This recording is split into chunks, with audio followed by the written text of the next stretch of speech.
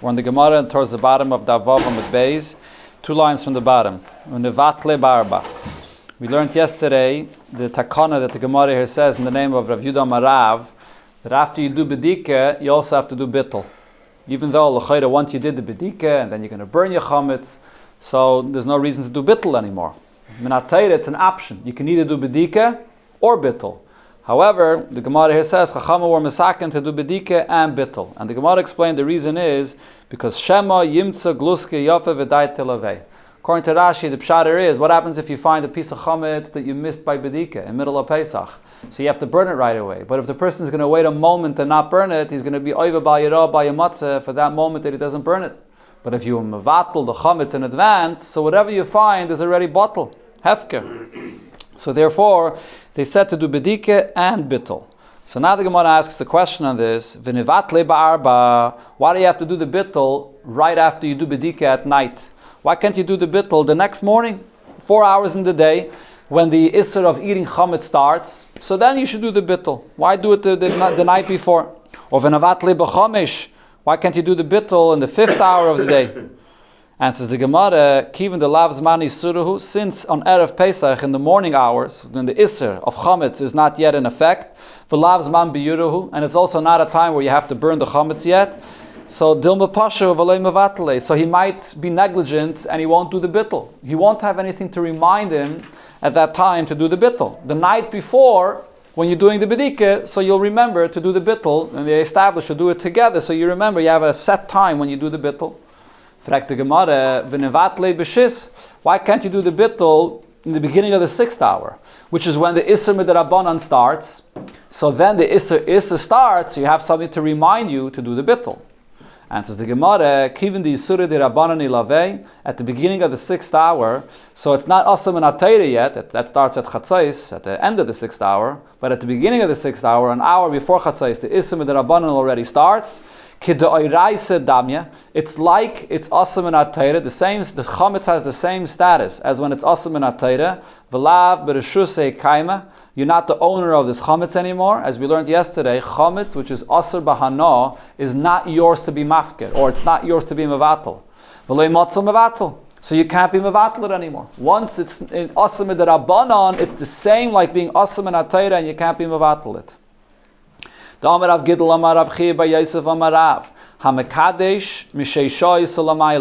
person would take chametz and he wants to use the chametz to be mekadesh a woman with it. So he's using the chametz when? In the 6th hour. In the 6th hour, so according to Rashi's pshat, we're talking about the beginning of the 6th hour, 1 hour before chatzais, when it's only asam d'Rabbanan.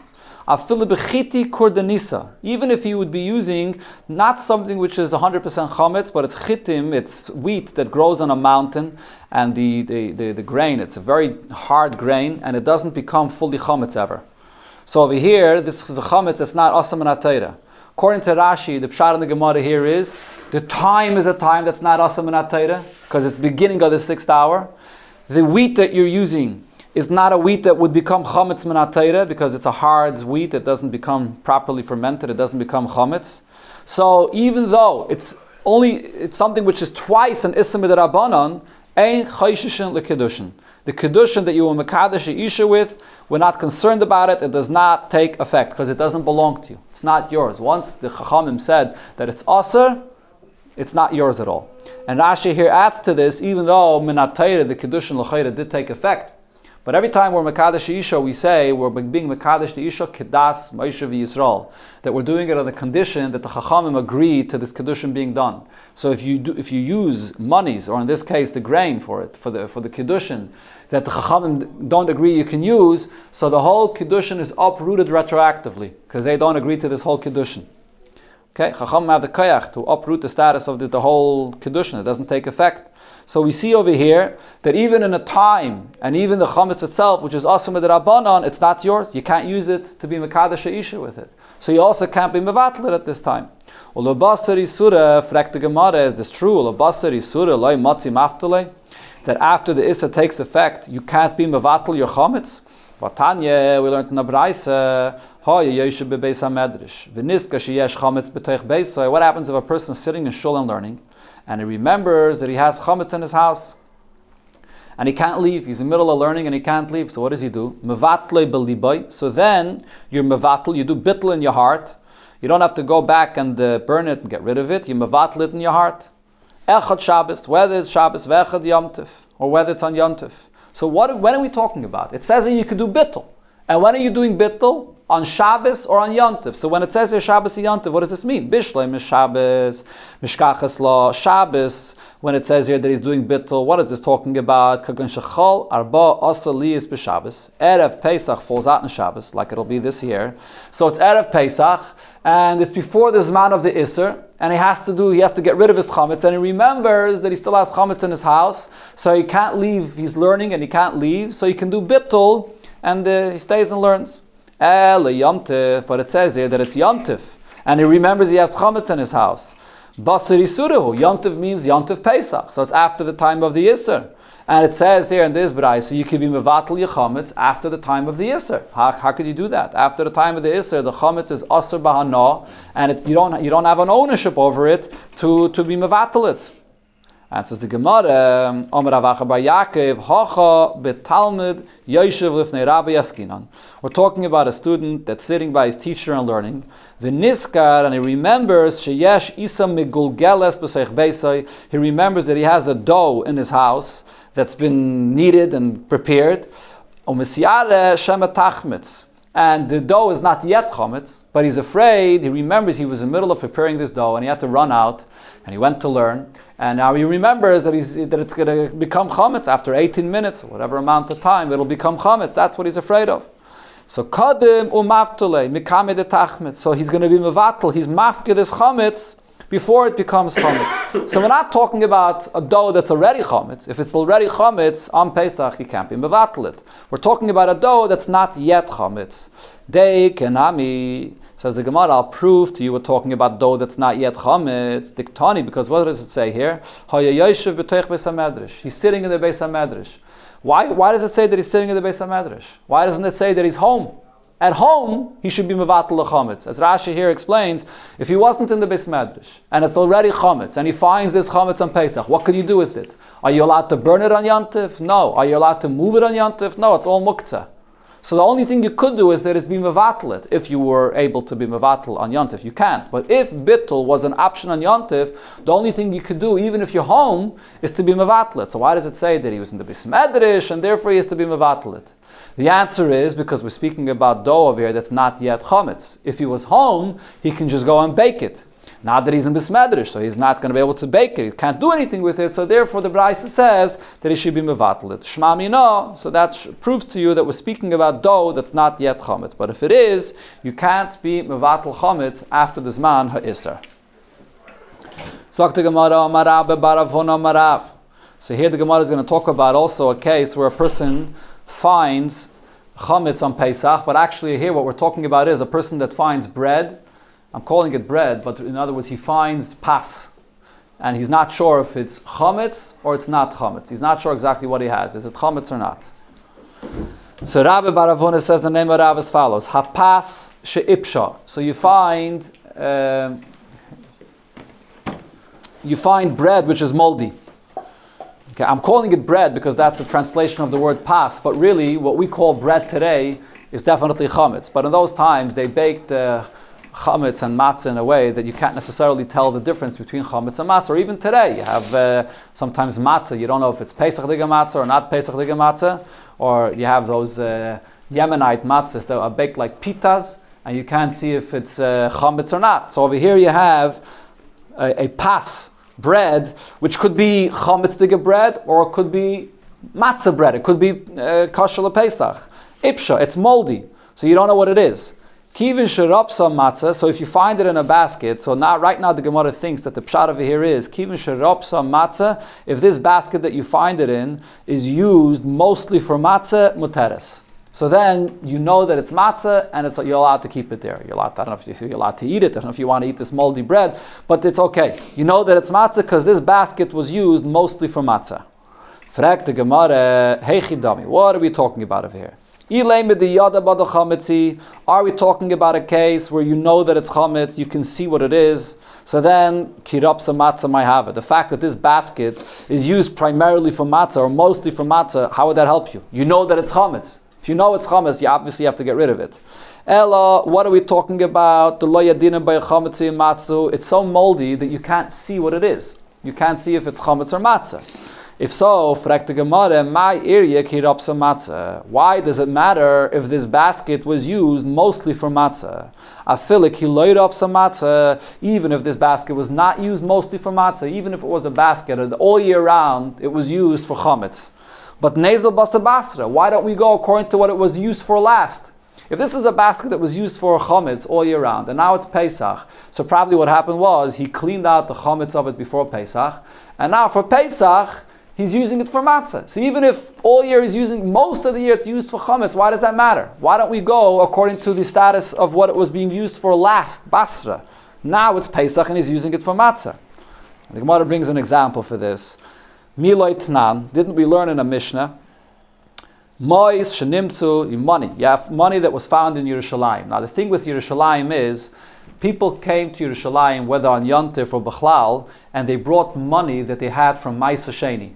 People had to have Ma'aseh Sheni, so they didn't schlep all the fruits to Yerushalayim. You redeemed the Ma'aseh Sheni for money, and they brought money to Yerushalayim, because Ma'aseh Sheni has to be eaten only in Yerushalayim. So a lot of the money that was brought into Yerushalayim, and they used it there in Yerushalayim to buy food, to buy, specifically they used to buy behemoths. They would bring karbanis from this money of Ma'aseh Sheni. A lot of the money in Yerushalayim that would be circulating would be Ma'aseh Sheni money. So what happens if you find money in Yerushalayim? Do you have to be concerned that it's Ma'aseh Sheni money? So the Mishnah here says it depends where you find it. If you find money and it's in the marketplace where you have the animals that are being sold, that money is always meiser. So as Rashi explains, it's not only in the time, the Yomim Tovim, when Yidden come and bring their Ma'aseh Sheni. What happens is, people come with their money of Ma'aseh Sheni and they can't always use up all their money over the Yom Tov. So what do? They give it to the people in Yerushalayim that live there to use all year. And what do the people in Yerushalayim do with that money? They use it to buy their karbanis for the Beis HaMikdash. That's what they use their money for. So when you go to the Soichrei Behem in Yerushalayim, in that area, usually money that's being circulated in that area is usually money of Ma'aseh Sheni. So if you find on the ground money, you could assume it's money of Ma'aseh Sheni. Bahar Abayis, if you find money in the Har Abayis, chulin, then the money is chulin. So there are the people that come for Yontif and they bring their money of Ma'aseh Sheni, but all year round you find money in the Har Abayis, so you assume that it's chulin.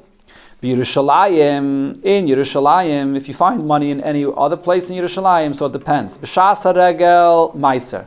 If it's in the time when people are oile regel, it's a yontif time, so there's people that bring their money of Ma'aseh Sheni, so then the money you find then is going to be Ma'aseh Sheni. B'shayim Ma'aseh Shana, however, if you find money any other time of the year, chulin, so then the money that you find is going to be chulin money. And the Gemara explains the reason. What's the reason? My time. The streets in Yerushalayim are swept up, they're cleaned up every day, every so often. So even if it's true that during Yontif people bring in Ma'aseh Sheni money, and money that you find then is going to be Ma'aseh Sheni money, but any other time of the year it's swept up, and therefore the money that you'll find will be chulin money. Right, and so Rashi explains that the Har Abayis was not swept up every day. It was on a mountain, and they didn't sweep it up. The wind would blow it, or they wouldn't sweep it every day. But Yerushalayim would be swept every day. That's where they used to sell the people used to buy the animals. Right, where? For the Kabbayis on the Har Abayis. It was outside the Har Abayis, right outside. Apparently, not exactly inside. Correct, close by, but not in the Har Abayis itself. There was no Seichrei Behema. Outside, there probably was. Says the Gemara, Alma, what do I see from here? Amrinan, we say, Kamoi ozliloi. Whatever money that was brought in before during the Yontif is gone. And now the floors were swept up, and the streets of Yerushalayim were swept up during the year. I say that it's chulin money.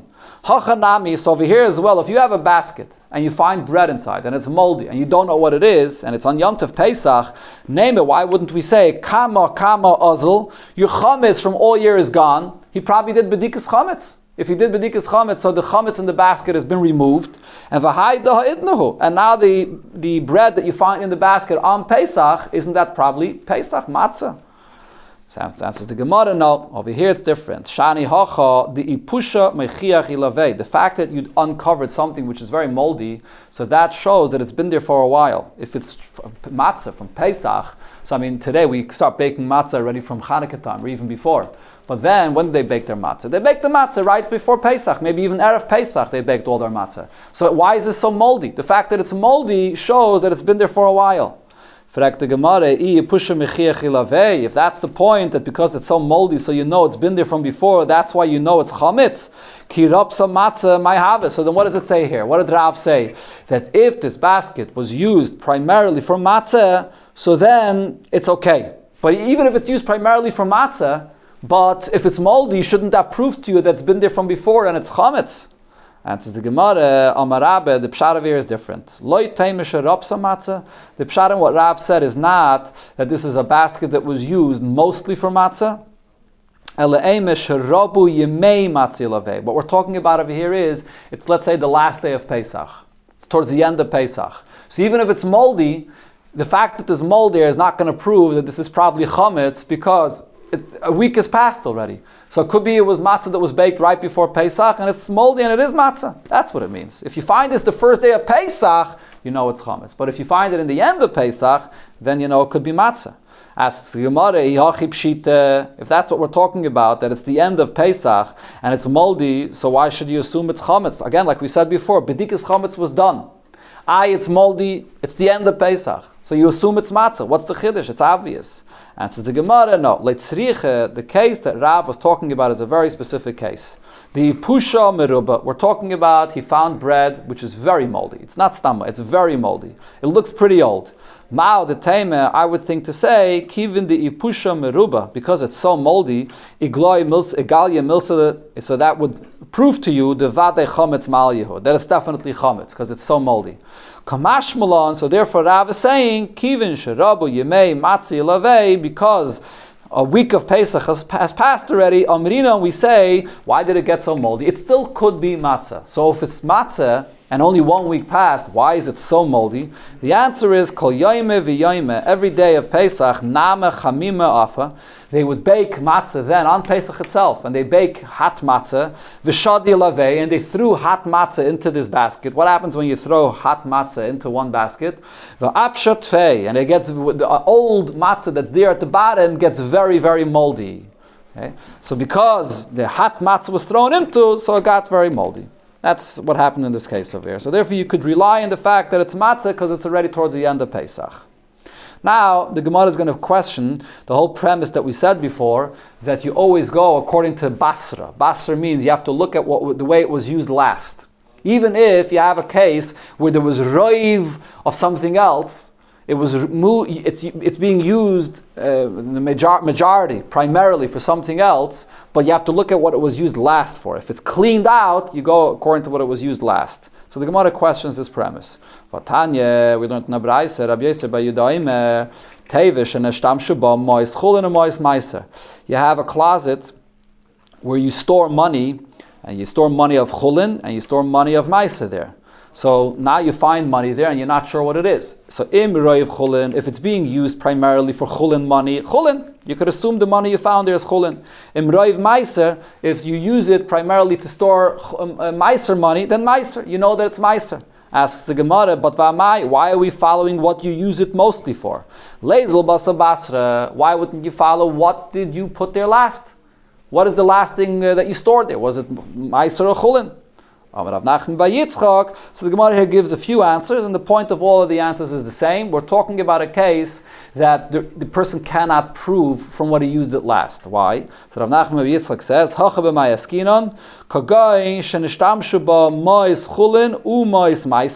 he has this closet or this drawer that he uses for chulin and meiser.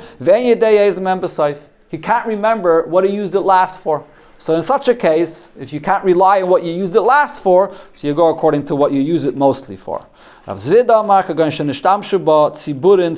case over here is that he has bundles of meiser, bundles of money of meiser and bundles of money of chulin that he uses together at the same time in different corners in the closet. So now when it's something that's left over there, he doesn't know what it is, so he uses it together.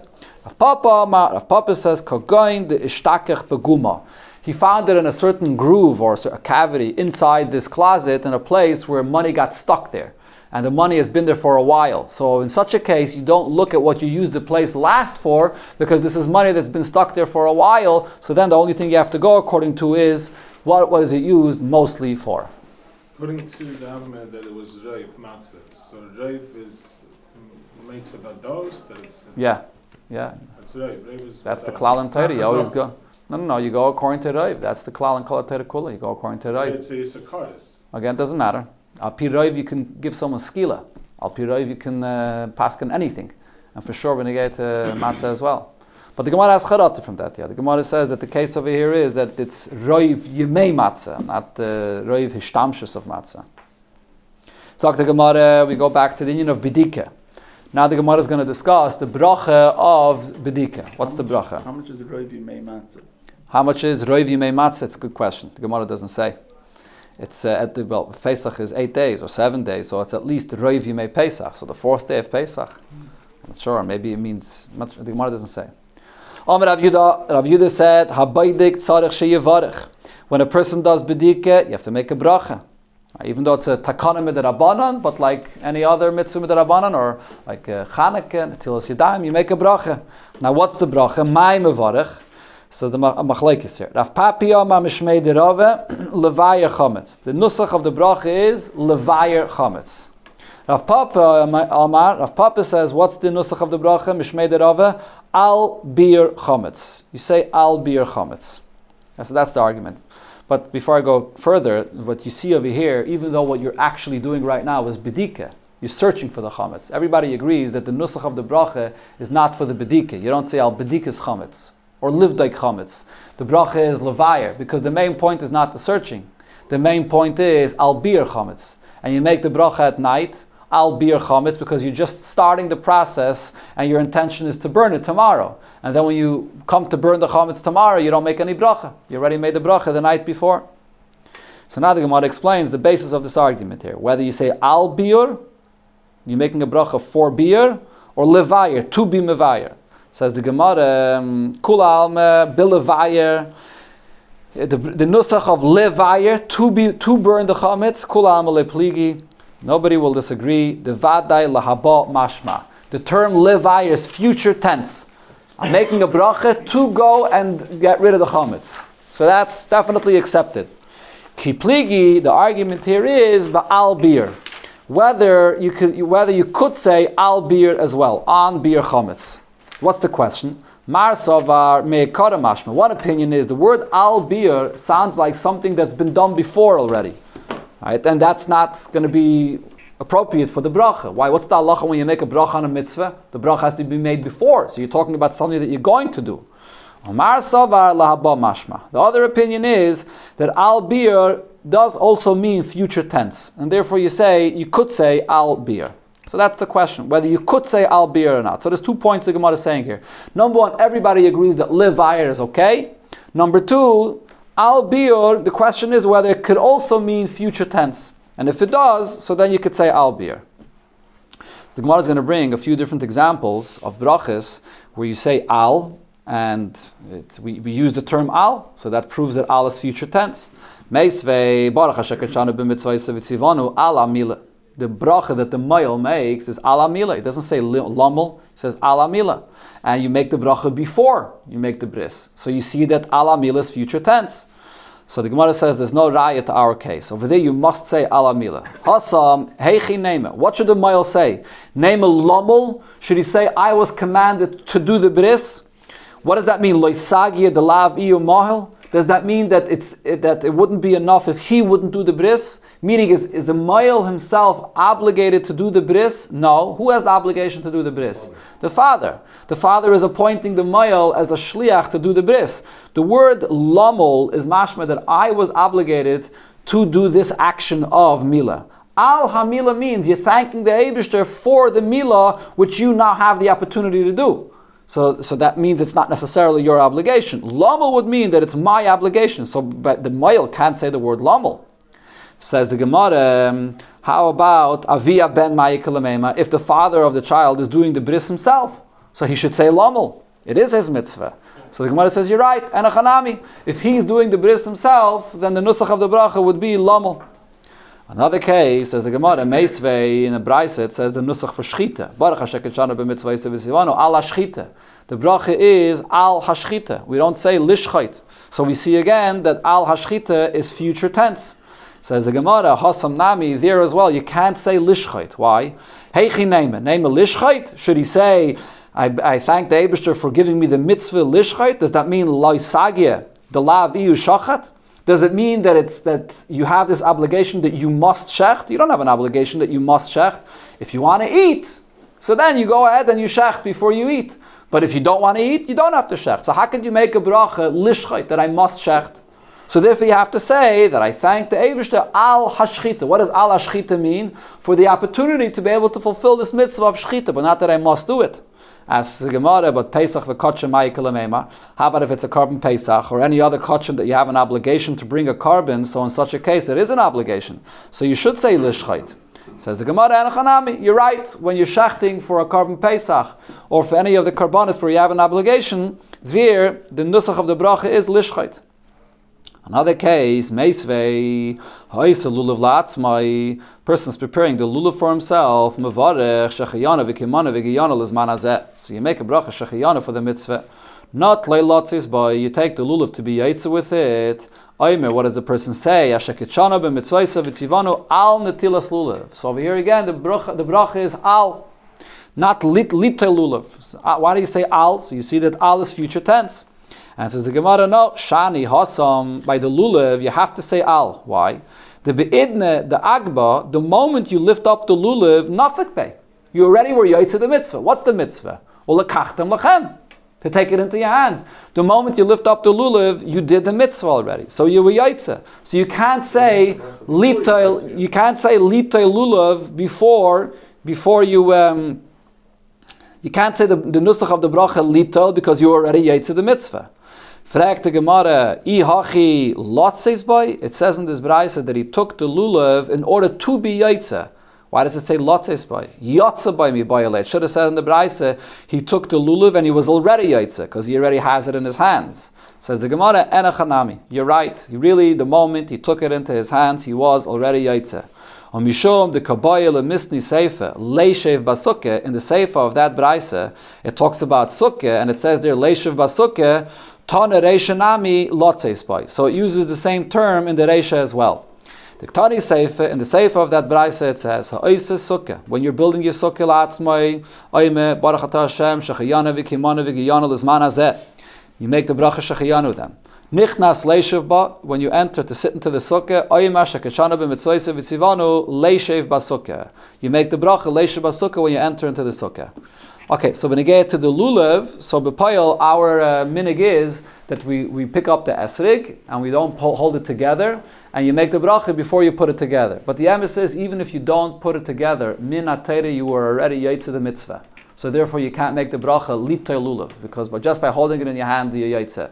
In the Welt, or many have the minig, and Taisus here brings this concept that you can pick up the esrig upside down. And therefore, you can make the bracha before you did the mitzvah. And when you complete the bracha, you flip over the esrig, and then you're doing the mitzvah after you made the bracha.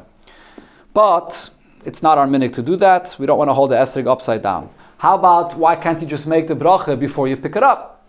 The problem is that once you pick up your yaitze, so you're making the bracha after you did the mitzvah, so make the bracha before you pick it up. The answer is no. You want the bracha to be on the mitzvah when it's in your hands. Just like when you eat food, you're supposed to make the bracha when you hold the food in your hands, not before. The same thing also with the bracha. We'll see in a moment. You're supposed to make the bracha before the mitzvah, not after the mitzvah. But it's also supposed to be done right before the mitzvah, with no interruption. And it should be in your hands already. So you have to make the bracha while it's in your hands, and then you're going to be yaitz to the mitzvah already. So therefore you have to say, al netilas lulav. You can't make the bracha before you do the mitzvah. But Taisus points out, though, that there's another aspect of the mitzvah, which is shaking the lulav. Even the shaking of the lulav is a chelik of the mitzvah. Well, how do you see that shaking the lulav is a chelik of the mitzvah min atayra? Because one of the things it says by lulav is usmachtem lefnei Hashem elokechem, simcha. The reason we shake the lulav is it's an expression of simcha. The shaking of the lulav is simcha. So therefore it's a chelik of the mitzvah as well. And therefore, we're making the bracha after we did the ikr mitzvah, but the shleimus of the mitzvah, the added part of the mitzvah of shaking it, is being done after you make the bracha. What about Leisha B'Sukkah? As you enter, you're ready. As you enter the sukkah, you're ready to the mitzvah. Not sure if you yaitz the mitzvah. L'chayri only yaitz the mitzvah if you're a kazayas, if you're l'chayri only yaitz if you're there b'kviyas. Just walking in and out, you're not yaitz. Zok the Gemara. What's well until Yadayim? You make the bracha afterwards. Okay, 1 second. We'll see you have to wipe your hands. Correct. We're going to see in a moment the battle until Yadayim. The Gemara concludes here vehilchase al bir chametz. The halacha is what's the nusach of the bracha that we make for bedikas chametz al bir chametz. So even though the Gemara said before that everybody agrees you could say levayer, there was an argument whether you could say al-bir, but nevertheless the Gemara concludes that you say al-bir chametz. Rashi says that the Gemara means to say you could say al-bir, you don't have to. Taisus here says that no, you say dafka al-bir chametz, and over here there's a huge discussion in many Rishonim, the Rosh and many others that explain ba'arichis why we say dafka al-bir and not levayer. There's many reasons that are given, and it's not only regarding the nusach of the bracha al-bir, but b'chlal, all the brachas. You look in the Rosh and the Rambam, there's all kinds of esbeirim given when you say al and when you say le.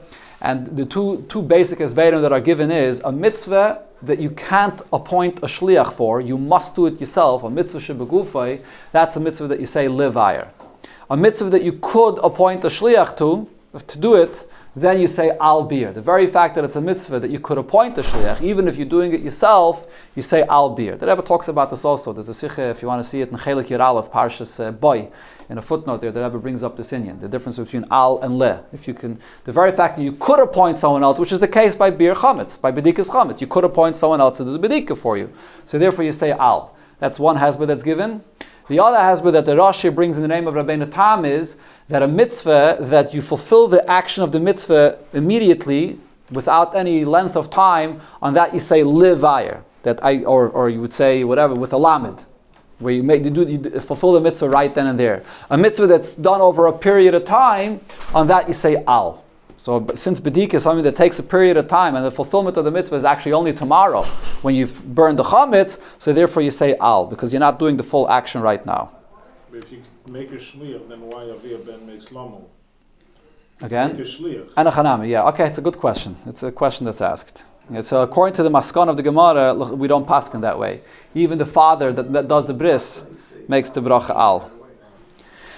Okay, let's go weiter in the Gemara. The Gemara shows you now the source of this concept of a bracha before a mitzvah. The kula almemi, everybody agrees, make karabin lebruche, you make the bracha before you do the mitzvah. How do you know? Maybe you make the bracha after the mitzvah. Says the Gemara, Dam Rav Yehuda Mashmul, Kol HaMitzvahs, Mevarach Alein, Oiver Lasiyosan. All mitzvahs are done before you fulfill the mitzvah. So the pshat of the word Oiver means before, as the Gemara will now explain. And the reason why the Gemara uses the term Oiver, and not the usual term which is Kaidim, is because it has to be done right before. Right before and not before, and then make a break in between. My mashma dahai oiver lishten dagdumihu. Where do I see that the word oiver means right before? So the Gemara brings 3 psukim. The Amar of Nachman, Amar of Yitzchak, by Yitzchak, the Amar Kra. In one pasuk it says, Vayaratz achimatz derech hakikar vayaver es akushi. Achimatz ran and he went ahead before the kushi. So you see that the word vayaver means he went ahead of him. Yaakov went ahead of his wives when he went to greet Esav. He went ahead of them. Another pasuk, Vayaver Malkom Lifneim VaHashem Bereisham. It's talking actually about Mashiach. Mashiach will go ahead of the Yidden. He'll go in front of them, and the Eibush will be at the head of everybody. So you see the term Vayaver, Ovar, and Vayaver means going ahead. So the same thing here. Ovar means before. The Rav Amri, now the Yeshiva of Rav, they taught Chutz Minat Tvila v'Shofar.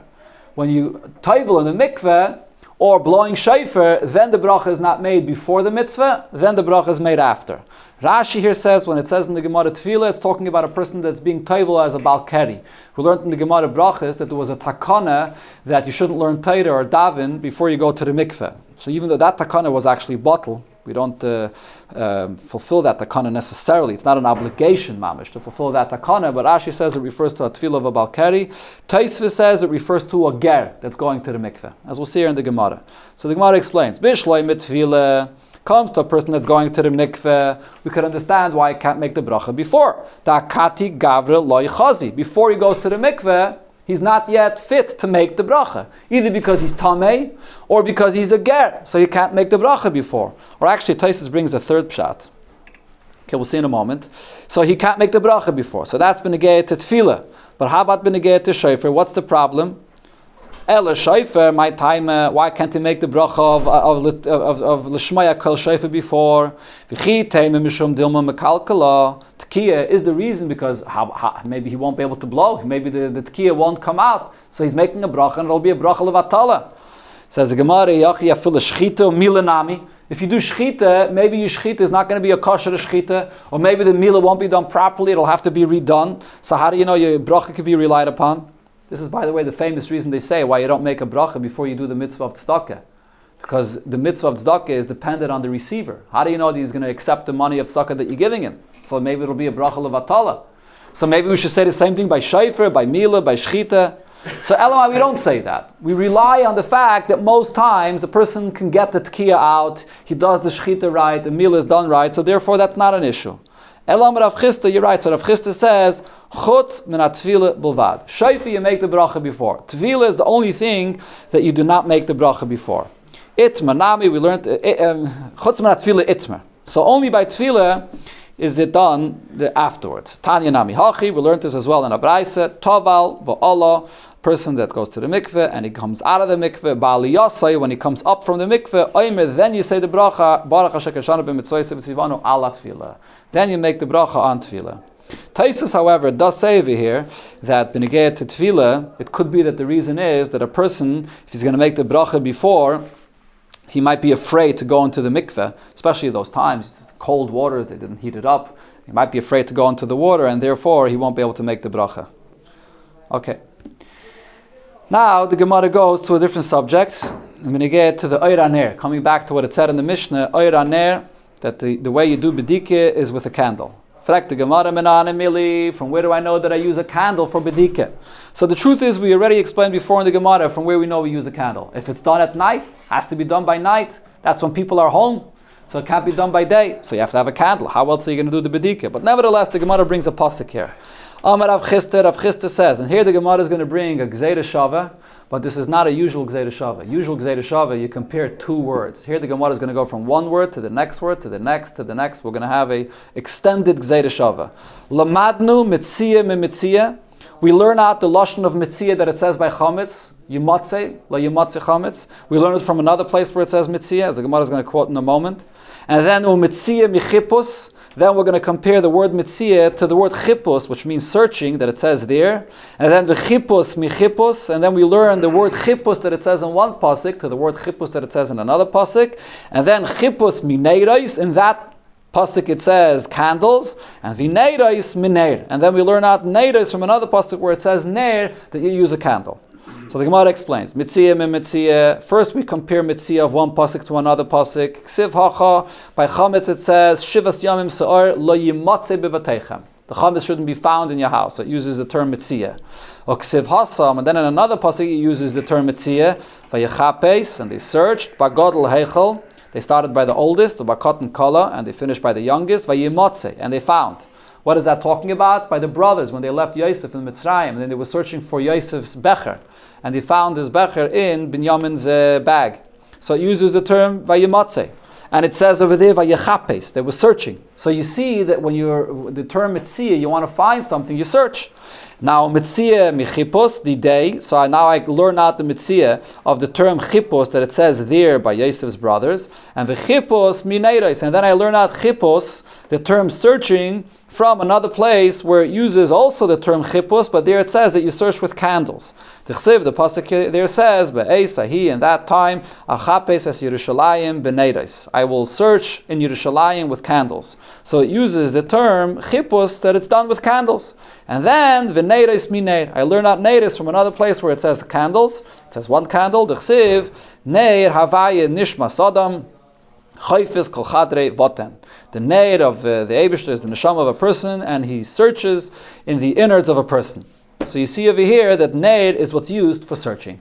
So this is how we know that we use the candle to search for your chametz. Even the first pasuk in Yerushalayim. That's exactly the question the Gemara is going to ask. So very good.